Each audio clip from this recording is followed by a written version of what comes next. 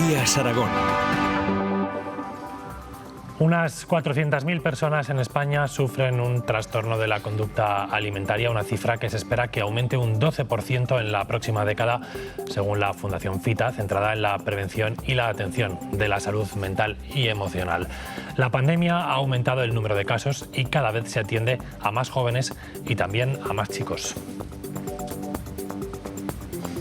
Es 30 de noviembre, hoy es el día de la lucha contra los trastornos de la conducta alimentaria y a lo largo de nuestro tiempo de entrevista vamos a analizar las cifras que manejan, por ejemplo, la Sociedad Española de Médicos Generales y de Familia y también la Asociación TCA Aragón. Su presidenta nos acompaña hoy en plató, Consuelo Alcalá, muy buenos días. Hola, buenos días. Bueno, decíamos en ese dato, ¿no? La pandemia ha aumentado esa incidencia del 6 a 8%. ¿Qué ha ocurrido?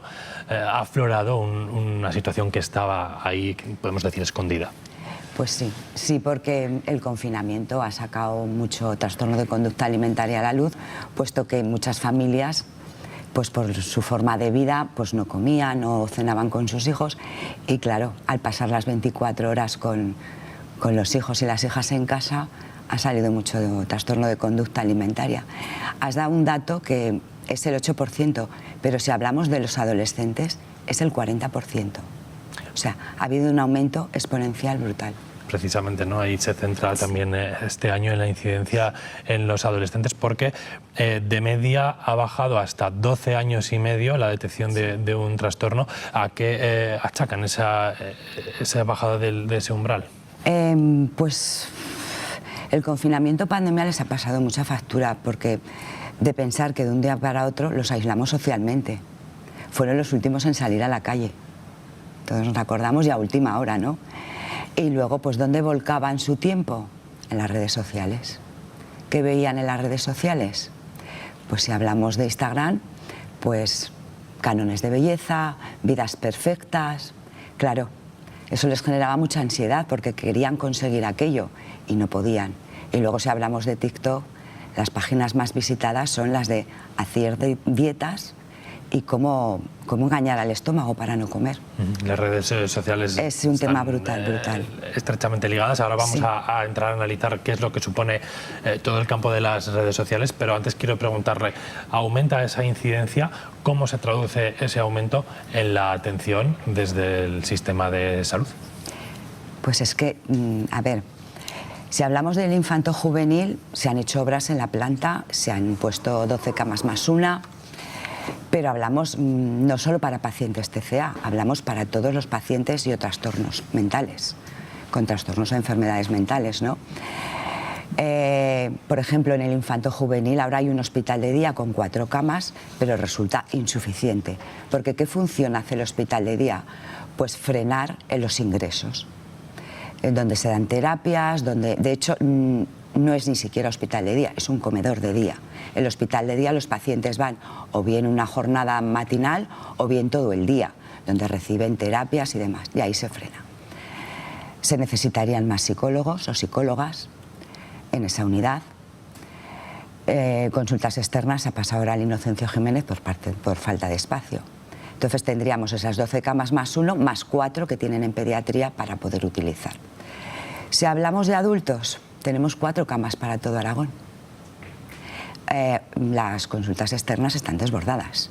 Tenemos un psiquiatra que atiende a más de 360 pacientes aproximadamente, con lo cual la lista de espera para que te den una cita puede pasar 3-4 meses, claro, con lo cual llegan más graves. Hablamos precisamente, ¿no?, que antes de llegar a esa situación de ingreso, mencionaba la infraestructura que hay en los hospitales, hay una atención previa en las consultas que ahora se está encontrando con una demora de muchos meses y eso puede suponer un agravamiento de la situación. Exactamente, porque a lo mejor el momento que ves al paciente está grave, pero cuando llegan esos 3-4 meses está más grave. Y eso que hemos de decir que en adultos, por ejemplo, están atendiendo mucho vía mail para dar una rápida respuesta y aún así se desbordan y vía telefónica. Pero claro, ahí también haría falta más psicólogos. Y luego, por ejemplo, un hecho que llevamos tiempo ya reclamando es que el hospital de día de adultos funcione por la mañana y por la tarde, porque muchos adultos por trabajo, por estudios, pues claro, se ven muy limitados, ¿no? Y luego que no cierren en agosto, Yo entiendo que los profesionales merecen, de verdad, tenemos grandísimos profesionales, aunque son muy escasos, merecen sus vacaciones, sus descansos y tal, pero de alguna manera se tendría que gestionar desde Consejería de Sanidad, que yo al fin y al cabo no soy ninguna experta, soy una madre de paciente, para que ese hospital siguiera abierto en agosto, que precisamente es una época muy mala para las personas que padecen un trastorno de conducta alimentaria. Hay quien opta, cuando se encuentra con esa espera tan larga en la sanidad pública, por acudir a la privada, pero claro, eso puede hacerlo aquel paciente o aquellas familias que pueden permitírselo económicamente. Sí, pues hay familias en nuestra asociación que de hecho están con tratamiento privado, pues porque si hablamos, por ejemplo, en la sanidad pública, la gravedad viene determinada un poco por el peso. De hecho, las listas de espera van en función del infrapeso, dijéramos. Es verdad que ya se está teniendo mucho en cuenta la parte emocional. Entonces muchas familias deciden si pueden o incluso piden créditos para irse a la privada. Habéis nombrado a Fundación Fita, yo tengo datos del centro que tienen aquí, que es Itaprisma, en el que este año han tenido más de 20.000 consultas de psicoterapia y cada mes entran pidiendo demanda psiquiátrica 100 nuevos casos. O sea, esas son cifras de asustar. Y nos dicen lo mismo, crecimiento exponencial, vamos, y esto sigue. De hecho, yo he podido hablar con su directora y es que esto sigue. Porque nosotros tenemos obligación de, cuando una familia llama a nuestra asociación, arroparlos, acompañarlos e informarles de recursos públicos y privados. Por eso nos gusta estar informados de todo. De hecho, las psicólogas que hoy en día tenemos en Aragón especializadas en TCA, prácticamente todas tienen las agendas cerradas. Ahora le voy a preguntar por lo que podemos hacer en el entorno y en la familia, pero si le parece, vamos a ir al exterior, porque es cierto que en mayor medida asociamos un trastorno de la conducta alimentaria con el físico, pero hay mucho más detrás relacionado con la autoestima o con la gestión de las emociones. Raquel Pérez. Sí, porque un TCA es al fin y al cabo una enfermedad mental y requiere un largo proceso de tratamiento. Nos lo va a contar mejor Fernando Sopesen, psiquiatra. Buenos días, Fernando. Hola, buenos días. ¿Cuánto tiempo necesita una persona para recuperarse de un TCA? Bueno, por término medio entre 1 y 4 años, si todo va bien. ¿Cómo se trata esta enfermedad mental desde el punto de vista clínico? Pues se trata de una manera multidisciplinar. Intervenimos psiquiatras, psicólogo, nutricionista y la familia, que también es un punto importante al que hay que darle información de cómo ayudar a la persona que tiene un TCA.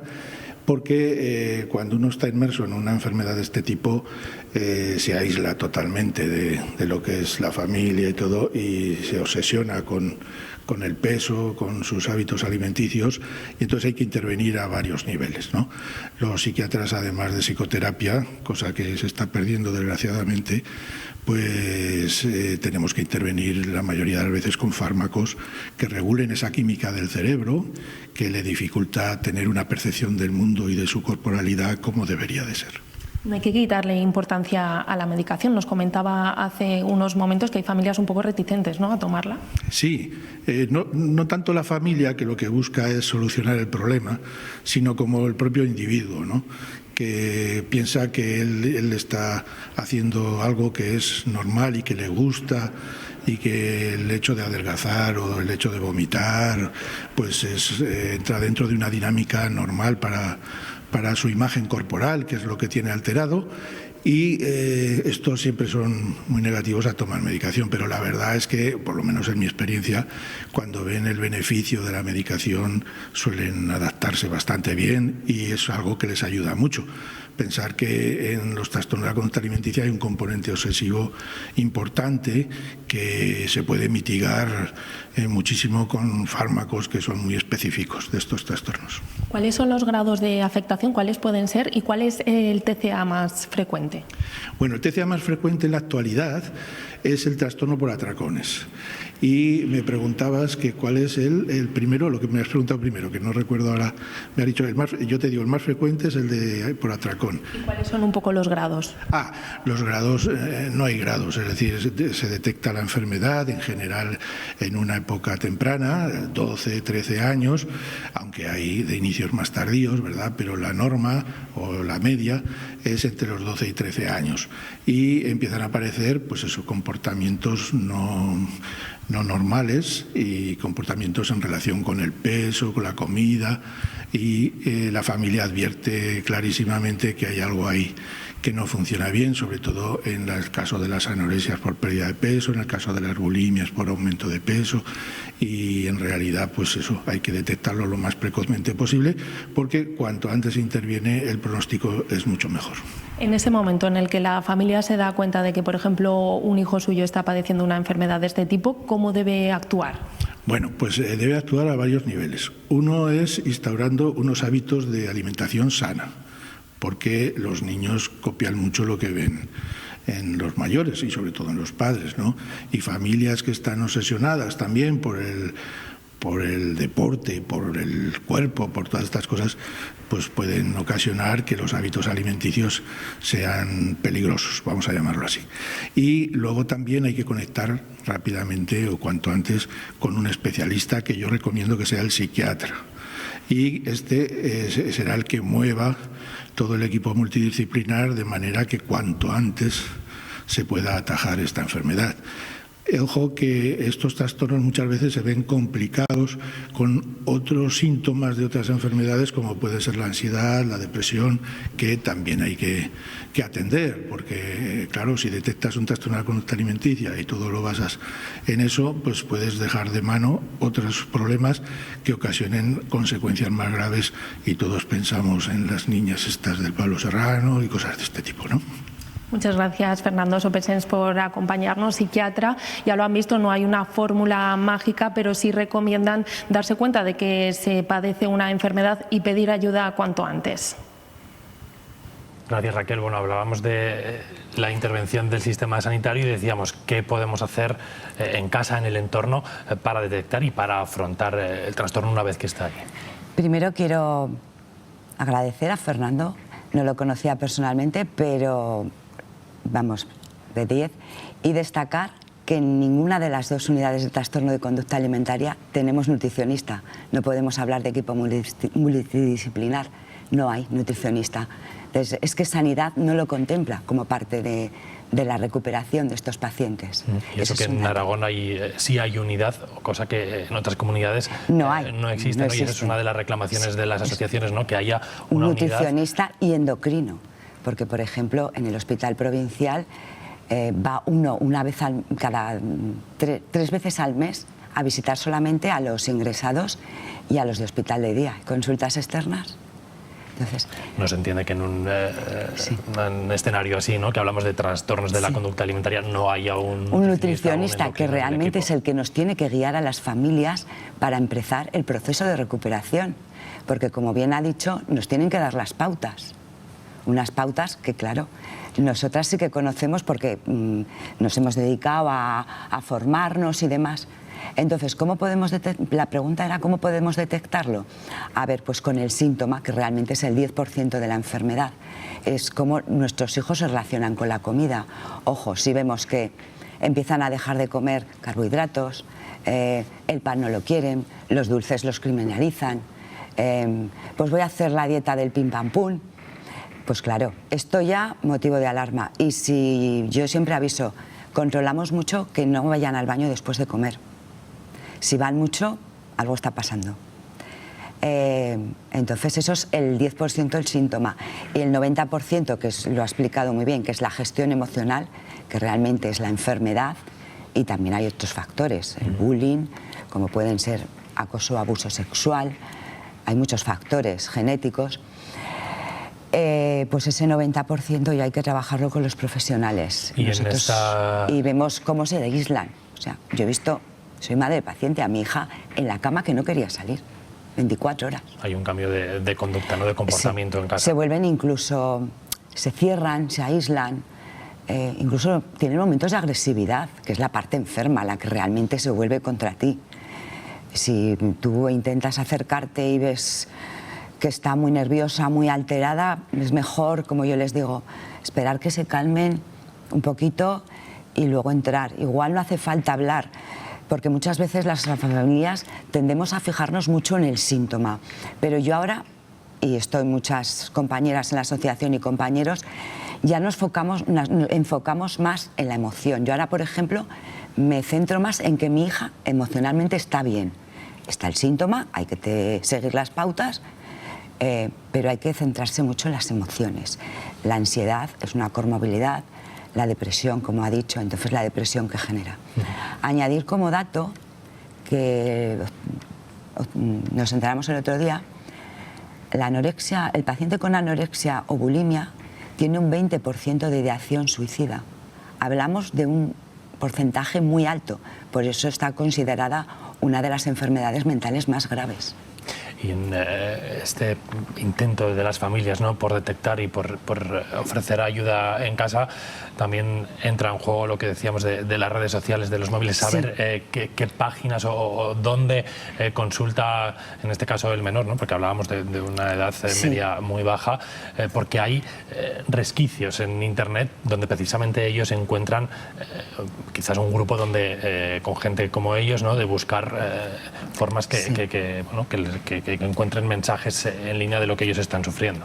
Fíjate, ayer hicimos un taller sobre redes sociales, la realidad detrás de los filtros, ¿no? Y por ejemplo, en Instagram es que es lo que han visto eso. ¿Por qué? Cuando un menor empieza en su perfil a visitar, por ejemplo, dietas, pues todo el contenido que le empieza a venir es a base de dietas. Y entonces solo ve dietas. El famoso algoritmo, ¿no?, de el las algoritmo, redes sociales. Exactamente, de los perfiles, solo empieza a entrar dietas. No, y en Instagram pues todos se dedican a seguir a las influencers, al famosillo de turno, y están viendo pues vidas perfectas, cuerpos perfectos que son irreales. Y también hay otra cosa, fíjate, que a mí ahora ya me está... Bueno, de hecho ayer nos dio la alerta y yo ya tenía conocimiento de que vamos a volver a la dictadura de la delgadez de los años 2000. Eso va a ser preocupante porque vamos a tener una pandemia muy grave, muy grave. Si ya estamos mal, esto puede ir a peor.